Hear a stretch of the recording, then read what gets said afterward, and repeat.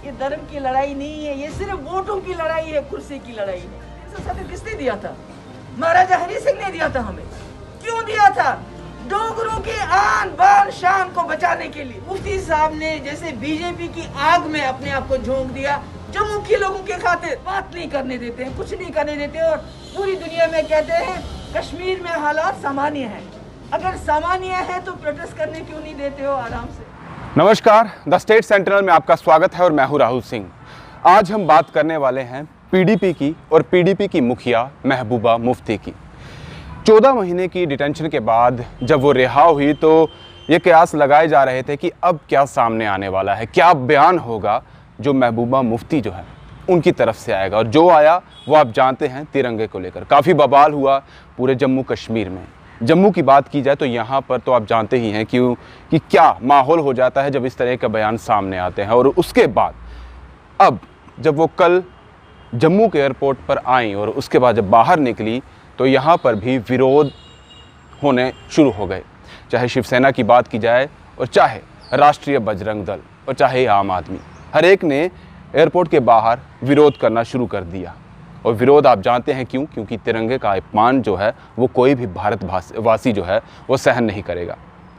और अगर जम्मू की बात की जाए तो 1.5 साल के बाद महबूबा मुफ्ती जो है जम्मू में आई। आज इनकी प्रेस कॉन्फ्रेंस रही पीडीपी के जम्मू के जो ऑफिस है वहाँ पर, और क्या कुछ उन्होंने कहा वो सब चीज़ें हम आपको बताते हैं। सबसे पहली बात, गुपकार डिक्लेरेशन यानी कि जिसे पीपल अलायंस भी कहा जा रहा है, उसकी बातचीत कही गई। इसके बाद बात आई चाइना की, बीजेपी की और 370, और साथ में ही जम्मू में अगर आना है तो डोगरों की बात होना तो लाजमी है, तो डोगरों की भी बात इस प्रेस कॉन्फ्रेंस में महबूबा मुफ्ती द्वारा की गई। सीधे तौर पर उन्होंने कहा कि अगर जम्मू कश्मीर को बचाना है, यहाँ की आवाम को बचाना है, यहाँ के लोगों को बचाना है, यहाँ का रोज़गार बचाना है, यहाँ का जो आम आदमी से लेकर ख़ास आदमी जो इस वक्त परेशान है, चाहे वो लॉकडाउन के दौरान रहा हो या फिर पिछले 1 साल से रहा हो जब से 370 का एब्रोगेशन हुआ है, अगर उन सब लोगों की परेशानी दूर करनी है तो बीजेपी को जम्मू कश्मीर से दूर करना होगा। ये सीधे तौर पर उन्होंने निशाना जो है बीजेपी पर लगाया है।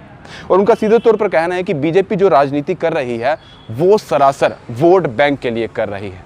उन्होंने निशाना बार बार लगाया कि जो बीजेपी के एजेंडे हैं वो एजेंडे सिर्फ वोटिंग के लिए है, वो धर्म की राजनीति कर रही है और उसी धर्म की राजनीति के तौर पर ही वो वोट बटोरना चाहती है।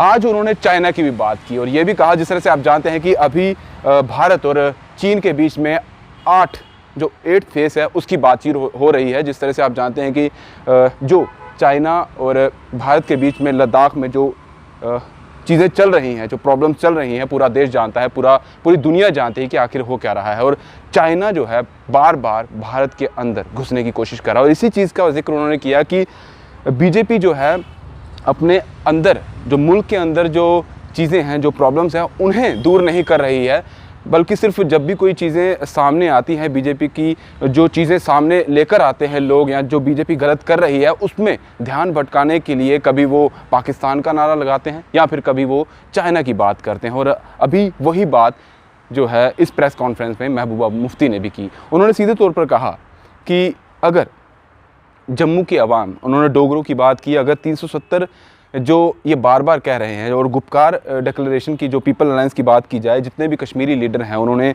जो कश्मीर में बैठकर पीपल अलायंस की बात की है, जो इसकी एक ग्रुप बनाया गया हो जिसमें ये बात कर रहे हैं कि हमें स्टेटहुड भी चाहिए और 370 भी हमें वापस चाहिए। और 370 जो है आइडेंटिटी है जम्मू कश्मीर के अवाम की, चाहे वो कश्मीरी ही नहीं, वो जम्मू भी है और जम्मू का डोगरा भी है। और उन्होंने कहा कि अगर डोगरों को अपनी आइडेंटिटी बचानी है, अपने आने वाला जो भविष्य है, जो हमारे आने वाले जो बच्चे हैं, जब वो बड़े होंगे तो उन्हें हम क्या देंगे? क्योंकि जिस तरह की राजनीति बीजेपी कर रही है, और अब जब न्यू लैंड लॉ भी आ रहा है और बाकी चीज़ें भी आ रही है, उसमें बाहर के जब लोग यहाँ आएंगे, रोज़गार, जिस तरह से बीजेपी कह रही है कि रोज़गार की बात करनी है, और इसी तरीके से महबूबा मुफ्ती ने कहा कि रोज़गार की जो बीजेपी बात कर रही है, बाहर से अगर यहाँ पर कारखाने लगेंगे तो वो बाहर से अपने जो एम्प्लॉयज़ हैं वो भी लेकर आएंगे, क्योंकि यहाँ के साधनों की बात की जाए तो उस तरीके के नहीं हैं। तो फिर कैसे बीजेपी कहती है कि हम यहाँ के लोगों को रोज़गार देंगे। उन्होंने बार बार निशाना जो है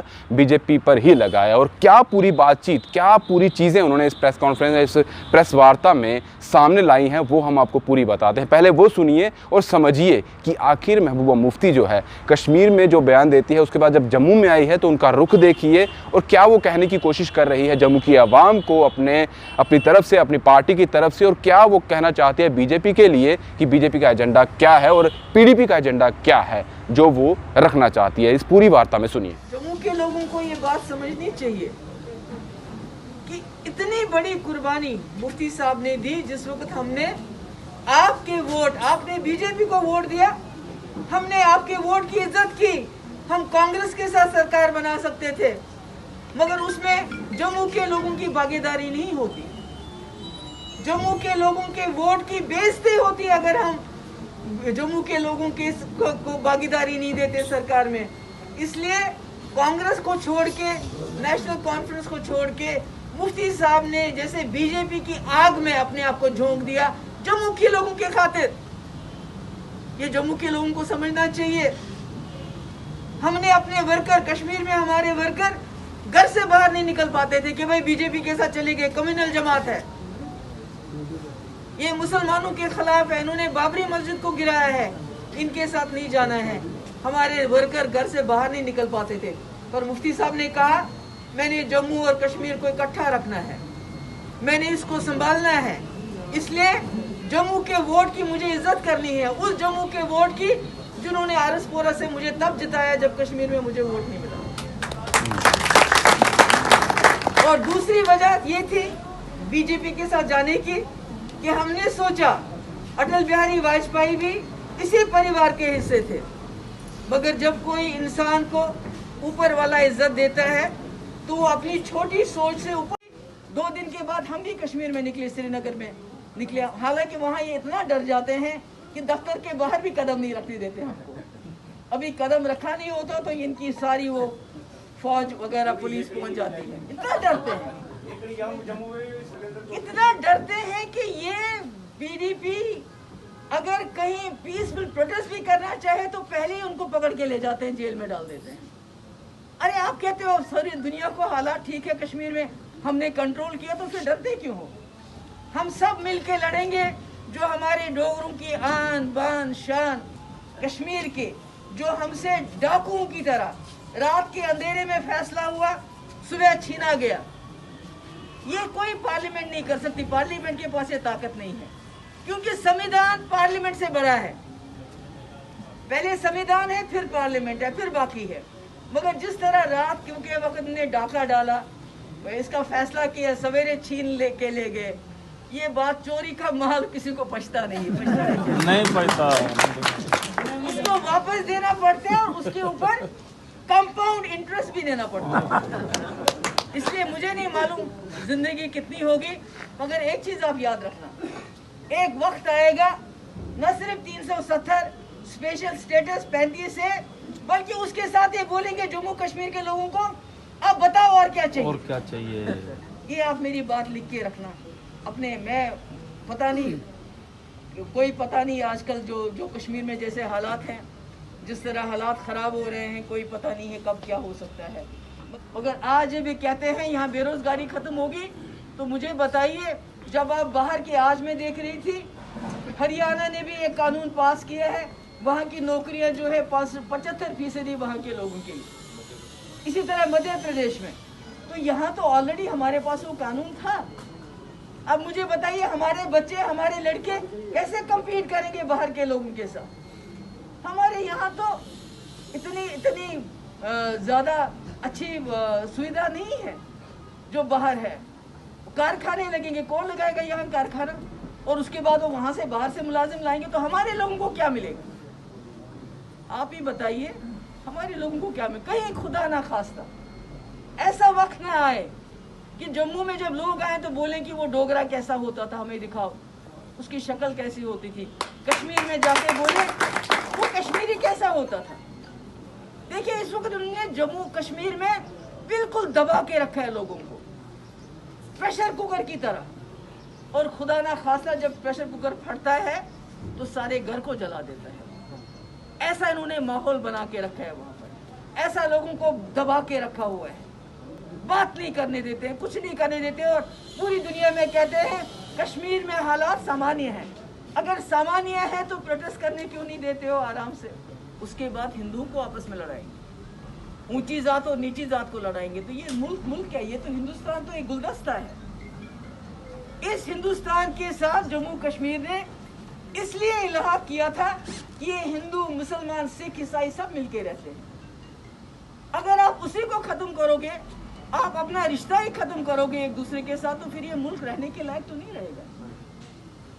इसलिए मेरा कहने का मकसद ये है, मैं जम्मू के अपने लोगों से, अपने भाइयों से कहना चाहती हूँ कि जो ये आपको धर्म युद्ध की बात करते हैं, ये धर्म की लड़ाई नहीं है, ये धर्म की लड़ाई नहीं है, ये सिर्फ वोटों की लड़ाई है, कुर्सी की लड़ाई है। मुझे बताइए, जो चीन ने हमारे 20 नौजवान शहीद किए, मोदी साहब ने उनका जिक्र बिहार में तो नहीं किया कहीं भी।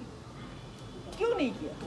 क्योंकि उससे वोट नहीं मिलेगा। बोलेंगे लोग, अगर उन्होंने हमारे 20 नौजवान मारे तो आपने क्या किया?